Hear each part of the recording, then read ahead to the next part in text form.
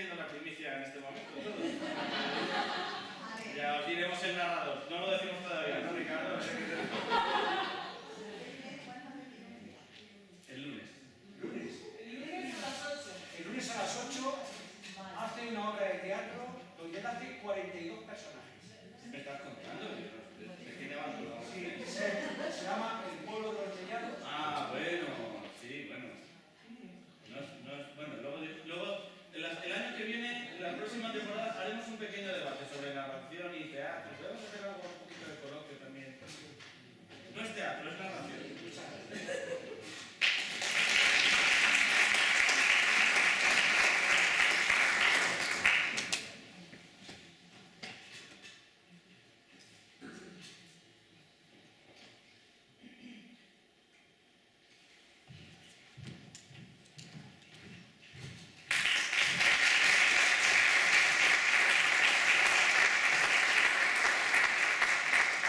Los dragones crearon el mundo. ¿Pero cómo lo crearon? Es que los dragones tienen dos dones. El primero es que todo lo que sueñan al día siguiente se hace realidad, pero con la fuerza, la sorpresa y la novedad que tiene la vida.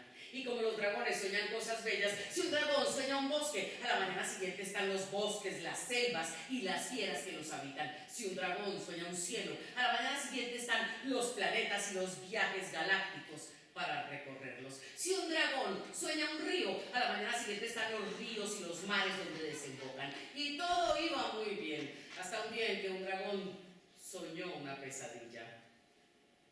Soñó una serpiente de 7 cabezas que devoraba ríos y mares y bosques y cielos.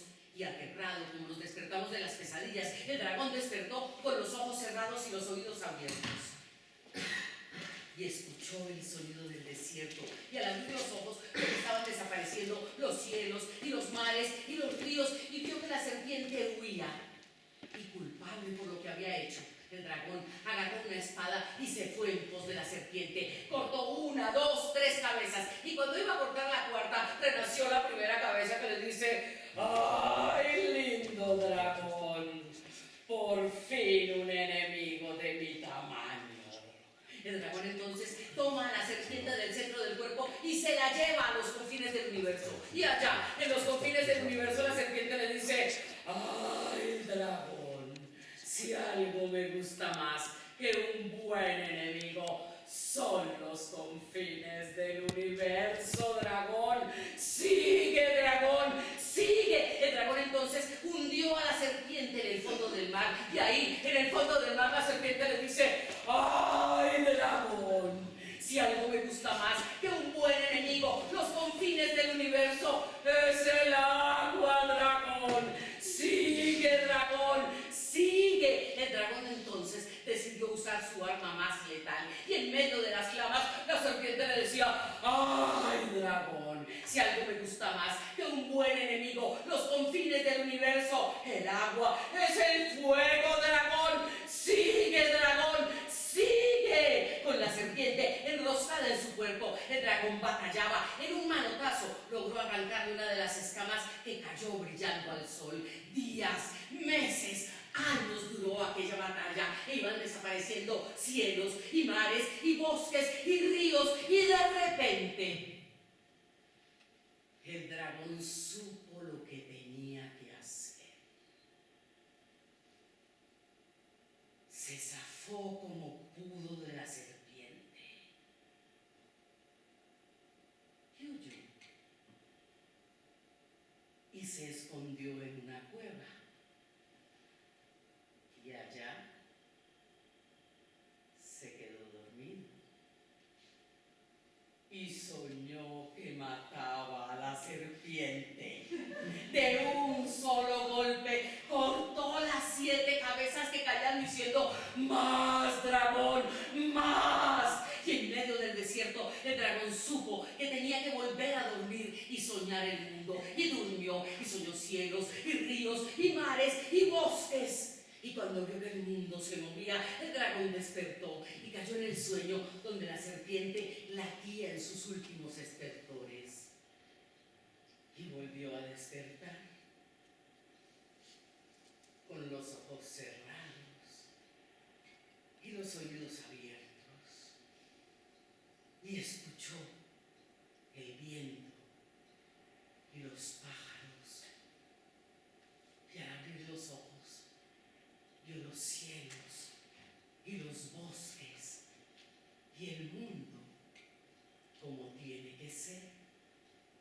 Y volando por el aire, el dragón pensó que tal vez lo de la serpiente no había sido más que un sueño, pero vio en el suelo una escama de serpiente brillando al sol. Imagínense el fin del mundo, pero no el fin del tiempo, el fin geográfico del mundo. El sur de Chile, de Argentina, la Patagonia, el estrecho de Magallanes. Dicen que se ve tan poco el sol allá que se puede contar con los dedos de la mano su aparición en un año. Dicen que hay faros de niebla donde soldados cuidan el faro y no han llegado a ese faro como un premio, y que los barcos que se acercan para llevar provisiones o sacarlos de ahí a veces tardan hasta una semana en poder aproximarse al islote. Dicen que nadie llega al fin del mundo con pasado.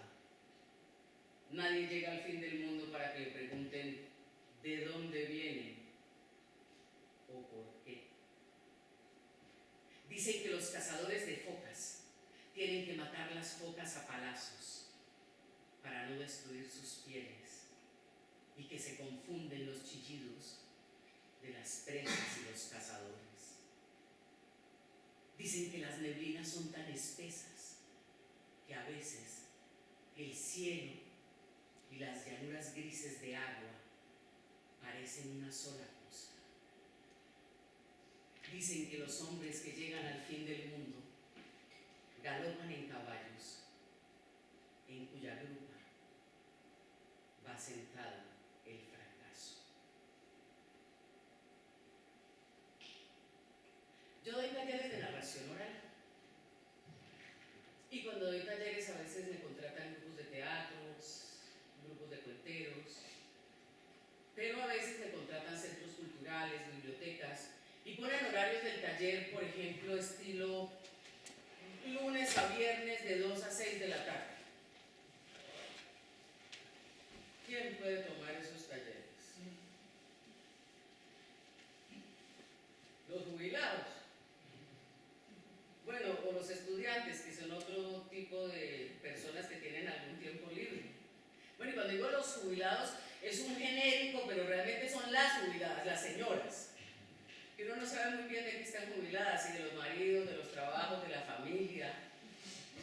Porque es curioso, cuando las señoras se pensionan o se jubilan, toman talleres de todo, se vuelven muy activas, hablan mucho, toman talleres, no sé, de reiki, de yoga, de masaje, de narración oral, de origami, ¿no?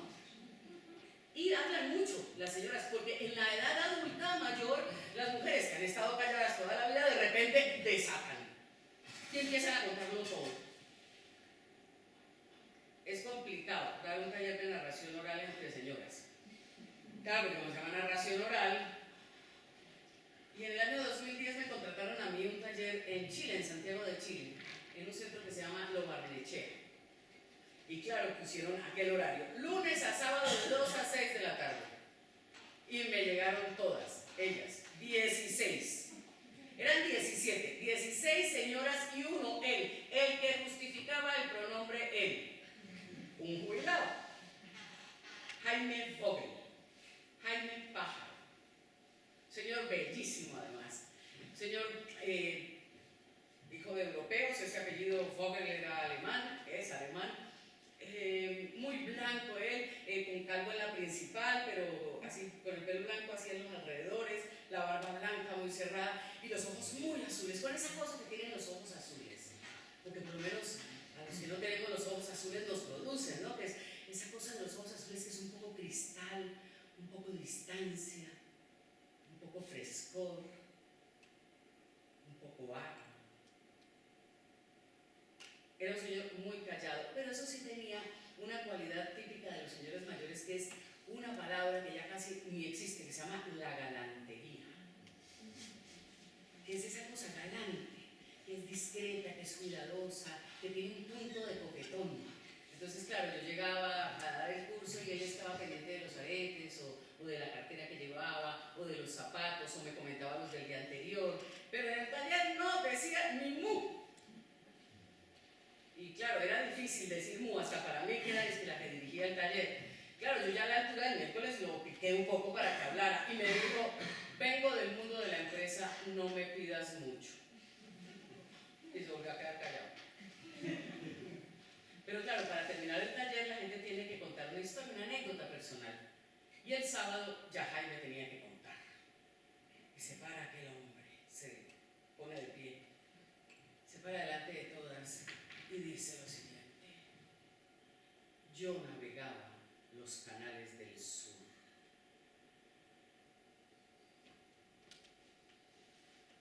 Ya, ¿no? Que cuente lo que quiera. Y entonces Jaime contaba que todo había empezado cuando él tenía como unos 13 años. Su papá, un señor alemán, que había sido una de estas migraciones de las guerras, que a veces son las guerras militares, a veces son las guerras del hambre. Y en una de esas migraciones su padre había llegado a América, era un marinero alemán. Pero claro, al llegar a Chile, un país de marineros, por supuesto se tuvo que dedicar a otros oficios que entregaran un dinero más rápido para mantener a la familia. Sin embargo, desde que Jaime tuvo los 13 años, empezó a llevarlo a los canales del sur de Chile a navegar, para que aprendiera las artes de la navegación, para que viera la inmensidad del universo y para que se enamorara de eso que para él era su pasión. Cuando Jaime cumplió los 16, el papá le dio de regalo de cumpleaños un mes de trabajo con el farero de ese último faro, ese faro donde el mundo queda 150 kilómetros al norte.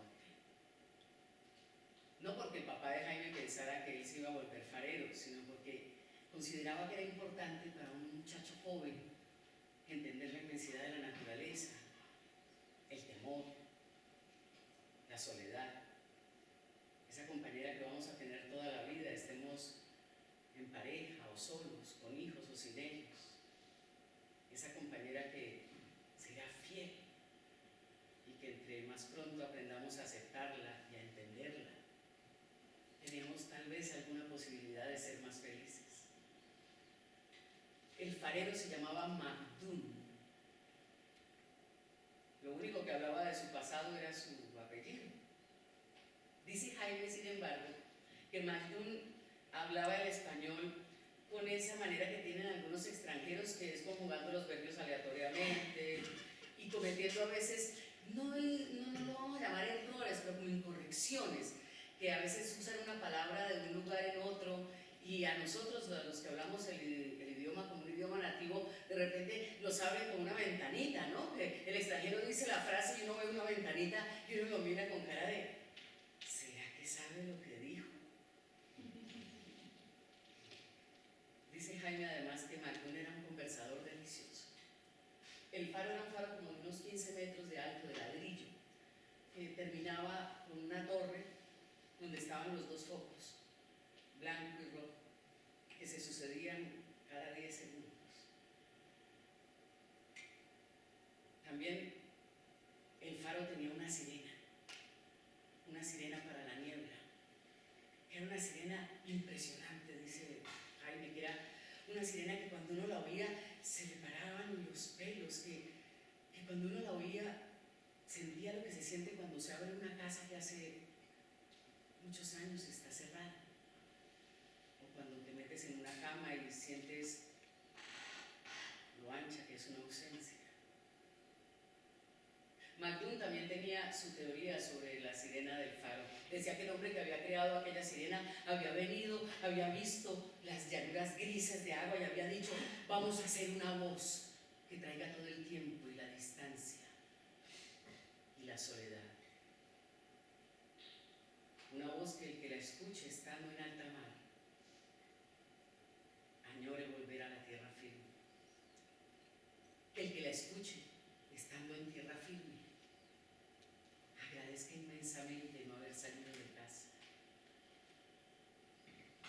voz larga que traiga el tiempo.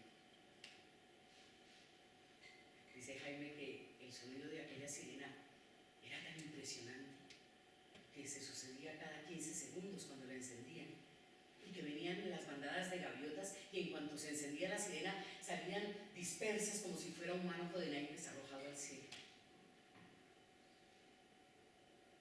McDoon a veces se quedaba mirando la bahía y le decía, es muy curioso, el ser humano está ya buscando la inmensidad del universo y todavía no sabemos lo que hay en el fondo del mar. Ni siquiera entendemos el significado de la palabra abismo. McDoon te contó que un día todos los peces del mar habían venido en peregrinación al faro. Él estaba sentado en el faro y de repente escuchó como un chapoteo leve. Se levantó y se asomó, y ahí en toda la bahía estaban todos los peces que se habían puesto de medio lado y con sus escamas, su ojo y la luz del faro parecían como una cola de pavo real en la superficie, y que antes de amanecer, casi tan silenciosos como habían llegado, habían desaparecido. McDoon tenía su teoría. Decía que los peces debían creer que el faro era su Dios y que eran mucho más afortunados los peces que los seres humanos, porque por lo menos el Dios de ellos sí se veía y hablaba, aunque no se le entendiera lo que decía.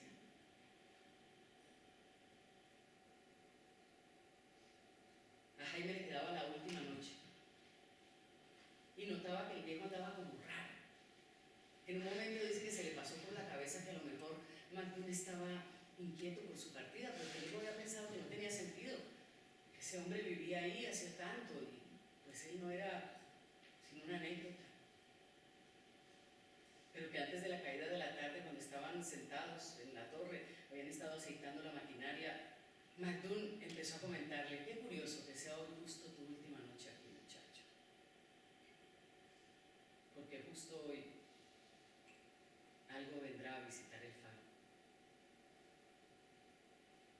Después de esta noche, si quieres,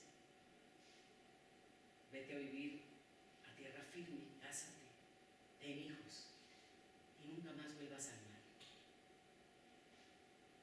Imagínate que por un milagro de la acústica, la sirena vaya por todo el mar y baje hasta 18 kilómetros debajo del agua, donde yace un dinosaurio dormido desde hace 1 millón de años. Un dinosaurio que no supo ni del meteorito, ni de la extinción, ni de nuestra llegada. Un dinosaurio que de repente oye el sonido de la sirena y reconoce el sonido de su especie y empieza a despertar lentamente, porque no se puede despertar rápido de un sueño de 1 millón de años. 3 meses tarda el dinosaurio en abrir finalmente los ojos, que reconoce la oscuridad abisal y escucha claramente el sonido de la sirena, y dentro de él empieza a sonar de nuevo el juego y el fuego. 4 meses tarda el dinosaurio en llegar hasta la superficie del agua, porque no se puede correr cuando llevas todo el peso del océano en los hombros. Cualquier acelere podría hacerte reventar.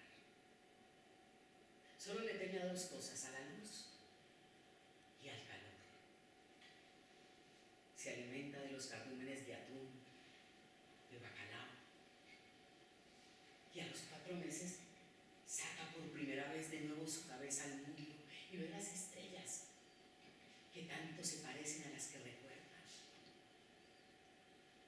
Y nada. Vino por primera vez el año pasado. Es la historia de tantos amores. A alguien que quiere a alguien, que a su vez quiere a otro.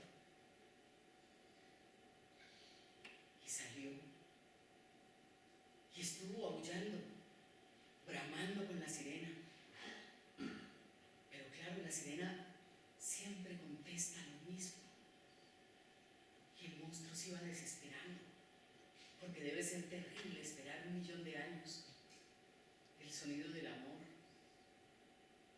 el de la especie, para descubrir que la respuesta es mecánica. Antes del amanecer se fue, y según mis cálculos, muchacho, esta noche debe volver, y te lo aviso porque no sé qué pueda pasar. Jaime dice que Magdún lo miró porque notó en sus ojos esa incredulidad con la que a veces los jóvenes miran a los mayores, y que volvió a sumergirse en el silencio, fumándose la pipa. Pero que antes de la medianoche se escuchó como un estela en el agua, y Magdún con un resorte se puso en pie, le dijo: ahí está, y los dos se asomaron y vieron venir por el agua aquella estela, aquella serpiente gigantesca.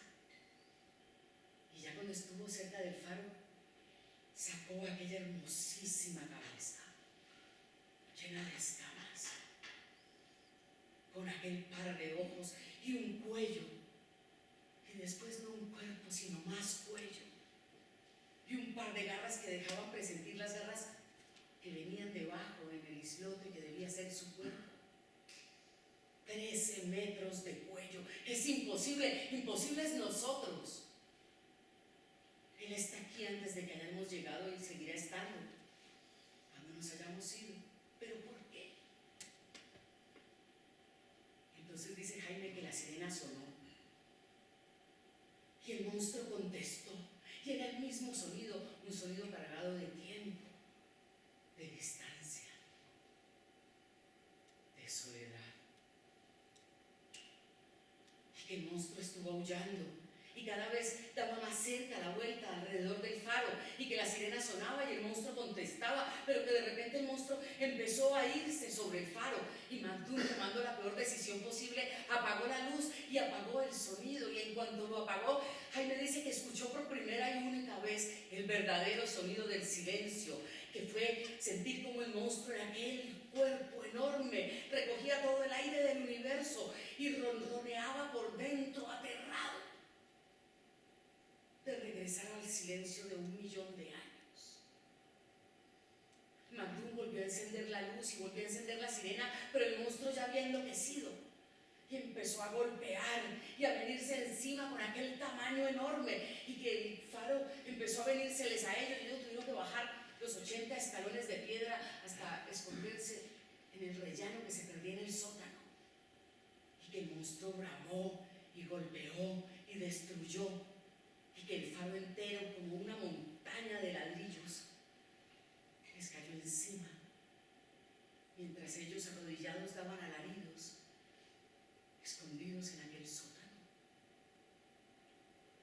El aliento del monstruo estuvo respirando sobre ellos mientras bramaba en la noche. Y dice Jaime que aquella noche los barcos no se salvaron por el sonido de la sirena, sino por la voz del monstruo que confundieron con la voz de la vida.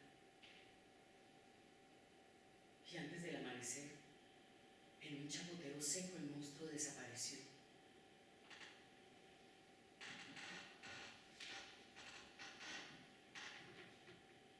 Los fueron a rescatar al día siguiente por la tarde. Y cuando llegaron, Magdún dijo que repentinamente una tempestad se había levantado de las aguas y había tumbado el faro, porque había sido algo impresionante y nadie tenía que sospechar, porque había algas, redes, piedras, palos y aquel olor fétido salido de las profundidades.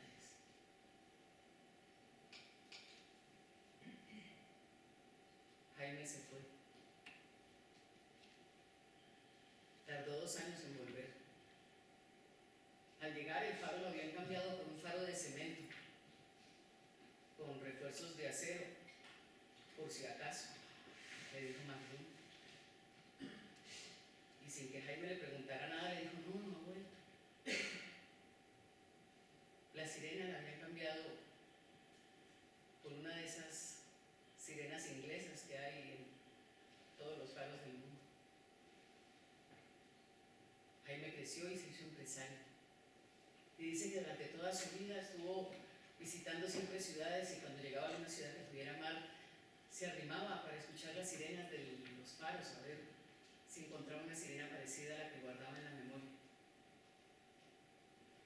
Cuando se pensionó, cuando se jubiló, con el dinero de todo su trabajo, está construyendo un barco con la tecnología de la época de Magallanes, porque quiere proponer un barco turístico para darle la vuelta al estrecho de Magallanes y que la gente que se suba ahí vea la valentía de aquellos hombres que recorrieron el mundo cuando estaba cargado de misterios. Yo volví hace un par de años a Santiago de Chile y Jaime me fue a ver en una función. Y claro, al terminar la función me fui a saludarle y dije: Jaime, ¿y el barco? Me dijo: me tocó detenerme porque mi familia me iba a matar. Es muy caro. Necesito un patrocinador importante porque esto no lo paga un bolsillo humano, sino una empresa. Me dice, sin embargo, que sigue viajando de vacaciones, a veces con su mujer, con sus hijos, con sus nietos, pero que todavía guarda la esperanza de, antes de morirse, encontrar de nuevo en alguna de esas ciudades de playa y tempestuosas que a veces visita, una sirena como la que guarda en su memoria, una sirena que sea capaz de despertar de un sueño de 1.000.000 de años a un monstruo que yace en el fondo del mar.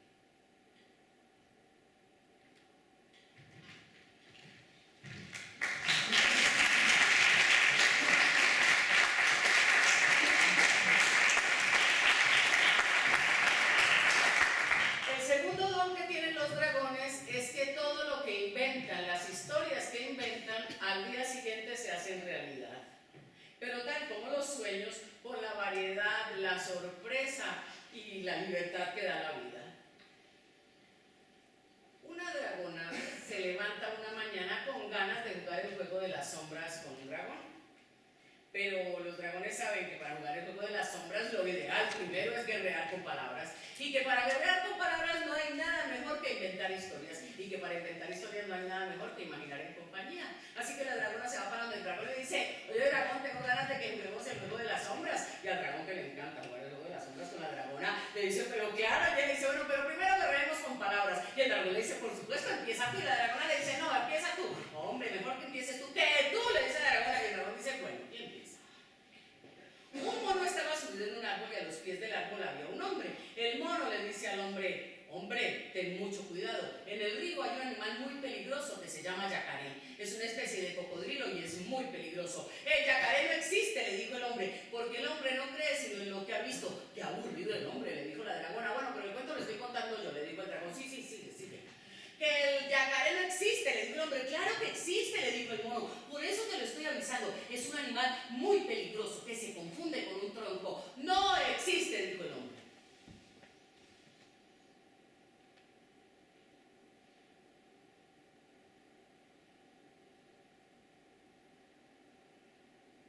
Y le dijo la dragona. Y dice el dragón: pues sigue tú. Ya, sí, sigue tú. Dice: bueno. Así el hombre parte rumbo al río, el mono lo va siguiendo de árbol en árbol. El yacaré, que lo ve venir por el camino, se sumerge en el agua y parece un tronco.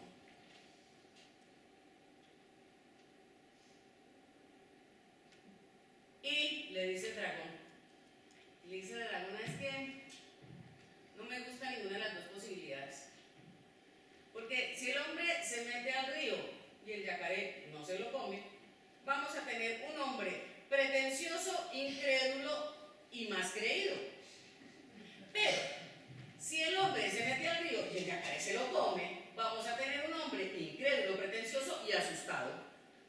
Y le dice el dragón: bueno, dragona, pero ya inventamos un mono, un árbol, un hombre, un río y un yacaré, hay que resolverlo. Y le dice la dragona: pues a mí no me da la gana, que se resuelvan ellos como les dé la gana. Nos vamos a jugar el juego de las sombras. Y se fueron a jugar el juego de las sombras. A la mañana siguiente estaba un mono subido en un árbol y a los pies del árbol había un hombre. El mono dice al hombre: hombre, ten mucho cuidado, en el río hay un animal muy peligroso que se llama yacaré, es una especie de cocodrilo y es muy peligroso. El yacaré no existe, le dijo el hombre. Claro que existe, por eso te lo estoy avisando, porque es muy peligroso y se confunde con un tronco. Así, el hombre partió rumbo al río, el mono lo iba siguiendo de árbol en árbol. En cuanto el yacaré vio venir al hombre desde el camino, se sumergió en el río y se confundió con un tronco. En ese momento, cuando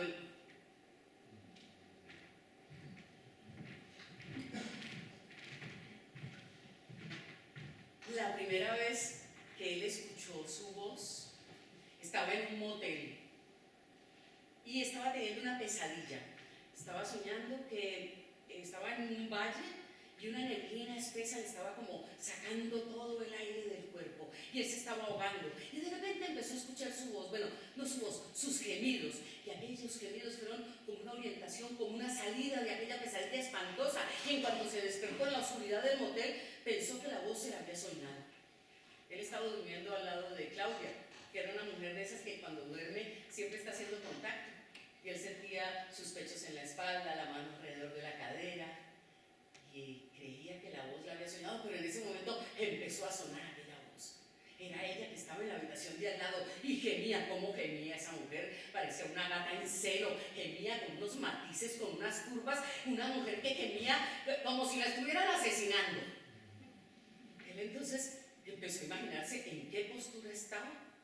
Primero se imaginó que ella estaba recostada en las almohadas mirando directamente el lugar del placer. Después se imaginó que ella estaba de medio lado y el hombre a su espalda. Después se imaginó que era una postura un poco más clásica, con ella un poco extendida mientras él la recorría. Después se imaginó que ella estaba acaballada sobre aquellas... Y después se imaginó que no importaba en qué postura estuviera. Lo importante era que esa mujer no era una mujer normal, una mujer que gemía de aquella manera, una mujer que chillaba, que era capaz de olvidarse del mundo, de los vecinos. Bueno, por el placer, esa mujer no podría ser normal. La quería ver. Se dio media vuelta porque aquellos gemidos estaban otra vez subiendo su temperatura y dándole ganas de despertar a Claudia para retomar los embates que los habían llevado al sueño. Claudia se le pegó en el cuello y de repente escuchó el alarido final de ella. Y rápidamente escuchó que se movían en la habitación en plan de irse. Entonces, como pudo, se sacó de Claudia, se levantó y se fue para la ventana del motel. La ventana caía sobre la entrada del motel y ahí estaba parqueado un taxi.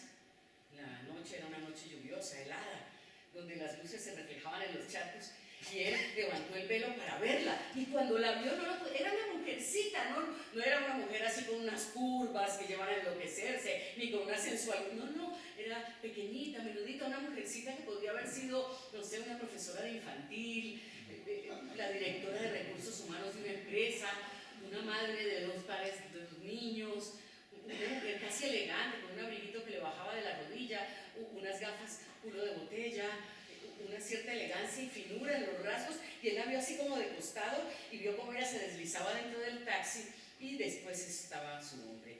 Y tal vez por esas cosas que pasan a veces cuando sentimos que alguien nos está mirando, de repente la mujer volteó a mirar hacia la ventana y el que tenía el velo levantado lo soltó. Ella rectificó y él se quedó ahí paralizado y vio cómo partía el taxi. Bueno, aquel jueves al lado de Claudia había perdido todo el sentido. Había adquirido todo el sentido por los gemidos de aquella mujer. Esa mujer que le había devuelto las ganas de vivir, el miedo a la muerte, la ilusión. Y desde el viernes empezó a buscarla en todos lados, en las tiendas, en los clientes que visitaba, en la calle, en los restaurantes. Y así pasaron sábado y domingo y el lunes, pero el azar era cruel con él y no la encontraba por ningún lado hasta que el martes decidió que tal vez la única opción era regresar de nuevo a aquel motelito de mala muerte donde la había conocido en el centro de la ciudad, ese motelito de 3 pisos, un poco lúgubre. Ese día él fue con Irene, que era una de esas mujeres que cuando duerme se acomoda como en cruz, llenando toda la cama. Habían llegado como a eso de las 11:30 de la noche y a la 1:30 los venció el sueño. Él la semana pasada la había oído llegar como a eso de las 2 de la mañana. Y claro, a las 2 de la mañana escuchó cómo se abría la habitación de al lado y en menos de 20 minutos empezaron los gemidos. Era ella, no cabía duda. Era ella, aquella mujer, esos gemidos, esos matices, esas curvas de la voz, esa manera de alargar el cuerpo y las vocales. Además, claro, tal vez lo que hacía más llamativo todo era que el hombre no sonaba. Sí, le había pasado en algún motel de estar siendo testigo de alguna parejita fogosa de al lado, pero sonaban los dos, no como en este caso que lo único que se oía era la voz de ella. Y él, que ya estaba loco por verla, loco por hacerla saber que él estaba ahí. Entonces, claro, en un momento en que él se estiró un poco, él aprovechó, se levantó, se puso el pantalón y empezó a pensar cómo darle información de que él estaba ahí, cómo hacerla enterarse de que con él su secreto estaba sellado. Y claro, de repente sonó el chillido final y mucho más rápido de lo que él esperaba, escuchó cómo se abría la habitación. Y al abrirse la habitación, él enloquecido no pudo pensar nada y se fue hacia la puerta, abrió la puerta y vio como delante iba el hombre y detrás iba ella. Y él empezó a perseguirla por el pasillo, pero claro, ella estaba muy nerviosa, entonces miraba así como por encima del hombro y él de repente cuando iba en la mitad del pasillo se dio cuenta que la había cagado. Entonces se devolvió a la habitación, cerró la puerta, pero él quería que ella lo viera. Entonces encendió la luz del baño, se fue de nuevo a la ventana, estando el taxi ahí, y levantó el velo. La mujer salió, se deslizó dentro del taxi y volteó a mirar directamente a la ventana y se vieron ojos a ojos. Fue una mirada de segundos, pero que duró toda una vida. Cuando ya el taxi partió, él soltó el velo. El siguiente jueves era definitivo. Había que ver si ella volvía o no. Él ese jueves fue con Catalina, que era una de esas mujeres que cuando duerme se acuesta como en el filo de la cama y parece todo el tiempo estar a punto de caer. Se vieron la 1 de la mañana y las 2 y las 3 y las 4 y ella no vino. Al jueves siguiente él vino con Mariela, que era una de esas mujeres que cuando duerme se acuesta boca abajo y voltea la cabeza para poder respirar. Al jueves siguiente él vino con Carolina, que era una de esas mujeres que se tapa hasta arriba con la manta, pero deja un pie por fuera porque se acalora. Y a él eso le sentaba mal porque sufría de los pies fríos. Y viendo que ella estaba ya bien dormida, se levantó y se fue para el de la recepción del motel. Él estaba abrigado en su ruana tomándose un café, evitando la helada de la noche. Y entonces él empezó a hacerle preguntas sobre la mujercita del abrigo. Y claro, aquel hombre del motel no entendía porque este hombre tan exitoso que venía con tanto éxito semana tras semana estaba preguntándole por aquella mujercita. Pero los que tienen esos trabajos saben que no conviene mucho preguntar mucho, sino más bien contestar con prudencia. Dijo, sí, la mujercita del abrigo, claro. Sí, viene hace, no sé, más de un año tal vez. Siempre con el mismo hombre, sí, siempre. Viene los jueves, pero lleva varios jueves sin venir. Entonces él le dejó sus teléfonos, todo. Le dijo que si ella aparecía a la hora que fuera, lo llamara. A la oficina, al celular, a la casa, que lo llamara. Al jueves siguiente, él vino con Eulalia, que era una de esas mujeres que cuando duerme abraza las almohadas y deja un poco torcido el cuello de tal manera que provoca un sonido como de una carreta que se mueve por toda la habitación. Al jueves siguiente vino con Estela, que era una de esas mujeres que cuando duerme no cierra bien los ojos y cuando la miras no estás muy seguro de si te está vigilando o está dormido. Y el azar seguía siendo muy cruel con él. Pero en la semana siguiente, el lunes, él entró a uno de esos restaurantes donde se celebran comidas empresariales y la vio, estaba ahí en medio de un grupo mixto. Y en cuanto la vio la reconoció, porque aunque no la había visto de frente, ya sabía que la iba a reconocer. Y en cuanto él le clavó los ojos, ella también lo reconoció a él y se puso muy nerviosa. Él había ido con Luz porque tenía ganas de saber cómo dormía.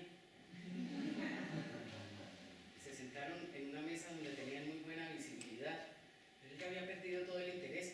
Y a pesar de que Luz proponía temas y hablaba, ella empezó a notar que la atención de él estaba completamente llevada hacia otro lado. Entonces él, cada vez que podía, miraba a la mesa de la reunión. Notó primero que ella estaba muy nerviosa y ya se había desconectado de su grupo. En la segunda mirada notó que el hombre con el que él la veía los jueves era el que estaba presidiendo la reunión y que no la miraba con ninguna deferencia especial, un hombre de dedos largos. Pero en esa segunda mirada alcanzó a ver como con el rabillo del ojo algo que hizo que en la tercera mirada él fuera más directo y se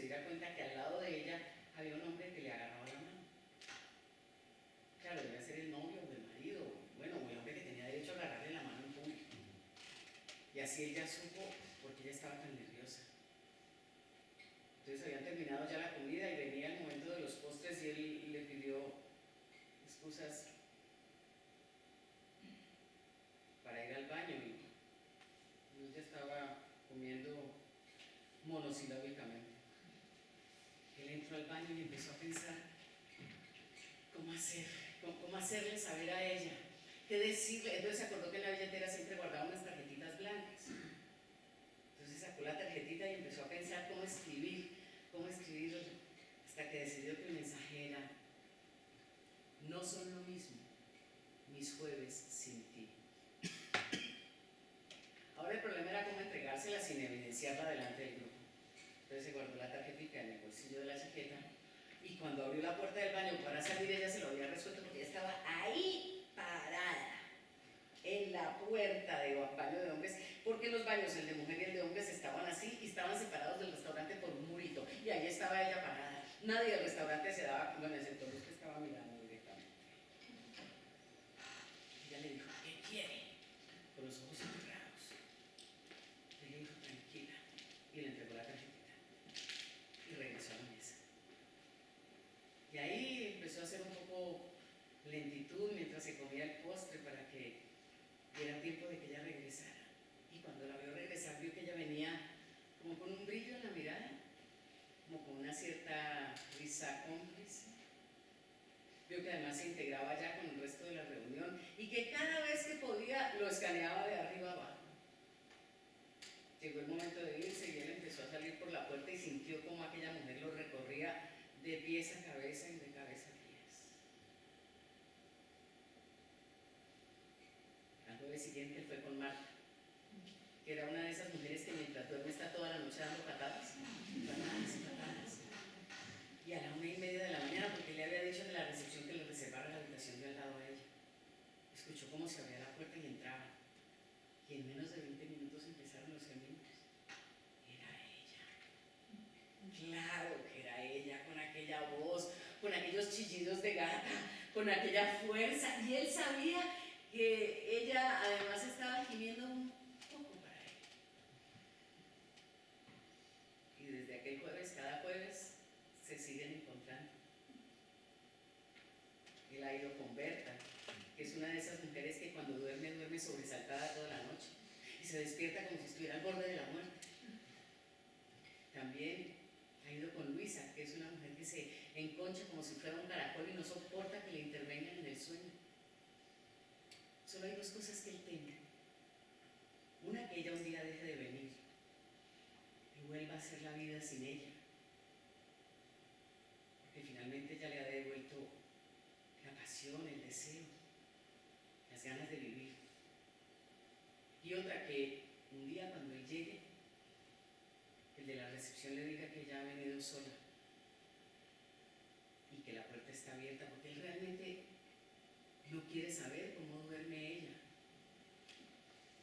Él no quiere ser el que provoque sus gemidos. Él no quiere saber cómo ella explica en su casa que los jueves sale a estas horas y regresa en taxi a estas horas. Él no quiere conocer su traición. Él quiere seguirla oyendo y que ella le siga devolviendo el deseo de vivir y el miedo a la muerte.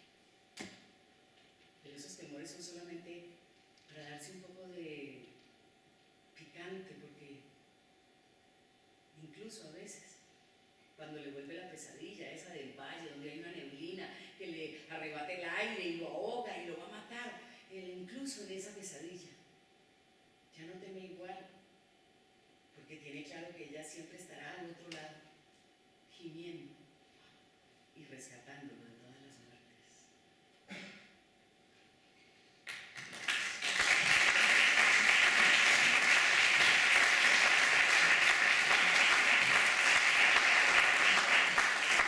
Bueno, los dragones a veces caen en pena y nunca se sabe por qué empieza la pena de un dragón y tampoco nunca se sabe por qué termina la pena de un dragón. A ver, un dragón puede caer en pena porque de repente un animal que él ha soñado amanece al día siguiente, existe y se extingue. Un dragón puede caer en pena porque de repente su dragón o su dragona lo han abandonado y se han ido con otra o con otro, porque eso también pasa en el mundo de los dragones. Y cuando los dragones caen en pena, lloran sin parar, lloran, es entonces que vienen las inundaciones, los deshielos. Y claro, a un dragón se le pasa la pena de manera muy curiosa. Le pasa una pena, por ejemplo, porque pasa una mariposa y le acaricia la nariz. Y se acabó la pena del dragón. Porque viene un colibrí y con las alas le hace un guiño. Pero nunca sabemos ni por qué le entra la pena, ni por qué se le va la pena. Solo hay una cosa que los dragones temen, y es a su propia sombra.